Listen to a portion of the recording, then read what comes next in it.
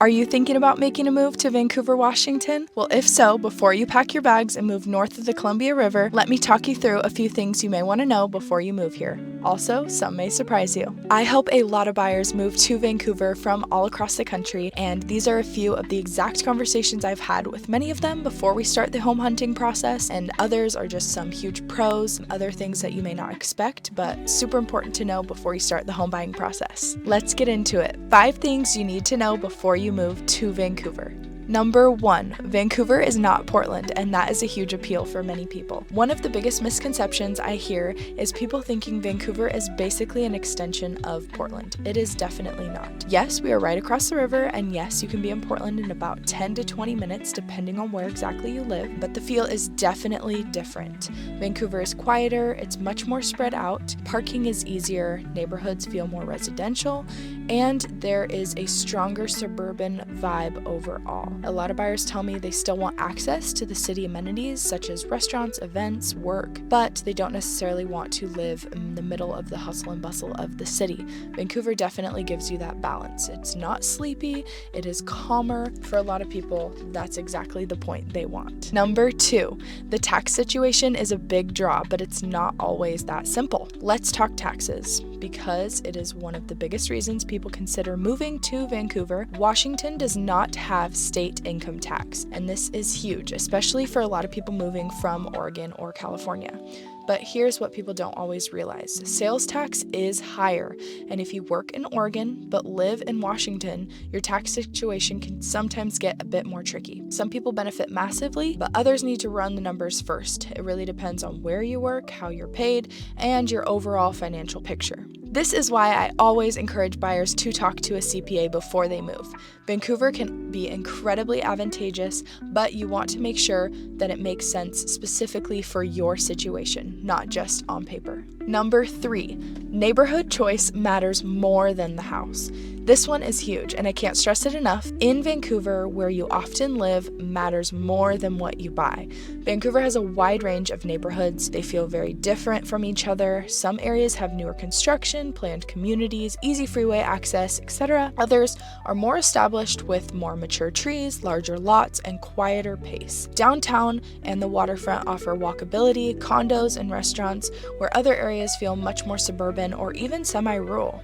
We have all kinds of options in the Vancouver area. I have had buyers tour 2 homes at the same price point and have totally opposite reactions. Not because of the house, but more so because of the location. Your commute, your lifestyle, and how close you are to schools, shopping, and green space, all of that contributes to the neighborhood, not so much the square footage. This is why I help my buyers spend a lot of time looking around areas before we even talk seriously about the houses themselves. Number 4, commute and bridge traffic will affect your daily life. If you are working in Oregon or crossing the river regularly, this is definitely something you need to think about early on. There are 2 main bridges, the I-5 bridge and the 205 bridge. Both can get very congested, especially during typical commute hours. Some parts of Vancouver make commuting much easier than others. Living closer to the freeways you actually use can make a massive difference in your day-to-day stress level. I always ask buyers not where they work, but when they work and how often they commute. Whether they're remote, hybrid, or fully in office, it all matters. For remote workers, this is less of a concern, but if you're crossing the river daily,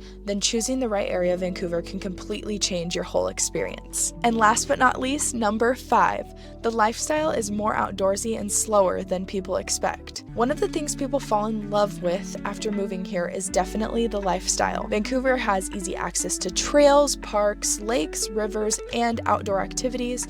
You're very close to the Gorge, Mount Hood, the coast, but you don't feel like you're constantly fighting crowds to enjoy your weekend. There is a strong sense of balance here. People value space, nature, and quality of life. It's not all about the hustle all the time. The waterfront has really transformed the city too, adding restaurants, walking paths, gathering spaces, without turning it into something unrecognizable.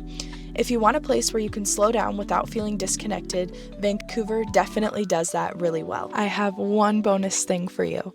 You should also know that Vancouver is growing. New construction is very common and infrastructure is evolving, and some areas change very quickly. The cost of living is generally lower than Portland in many neighborhoods, but prices vary a lot depending on the location and the home type. And weather-wise, yes, we get a lot of rain, but summers here are beautiful, mild, and dry. Snow is very rare, but when it happens, everything shuts down. If you're thinking about moving to Vancouver, Washington, whether it's soon or a few years down the road, these are the exact things you should be considering before making a move.